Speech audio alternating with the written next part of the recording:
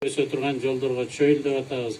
Мына азыр буга чейин бир 300 миңге жакын инвалид пособие алып аткандардын баарыныкын көтөрдүк. Мына жетим балдардыкын 2000 сомдон 6000 сомго чейин пособияларын көтөрдүк. Инвалид болуп жүргөн биздин өзүбүздүн жарандарыбыз бар экен, 4000 сом алып 2009-жылы акыркы жолу көтөрүлгөн. Азыр мына 8000 сомго көтөрүлдү.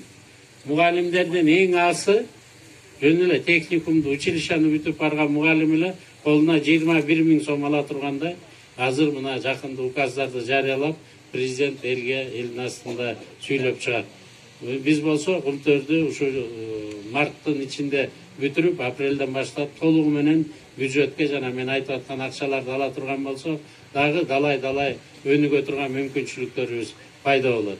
Баарыңыздар эми капа болбоңуздар. Мен билип атам, кабырга кайышып турат.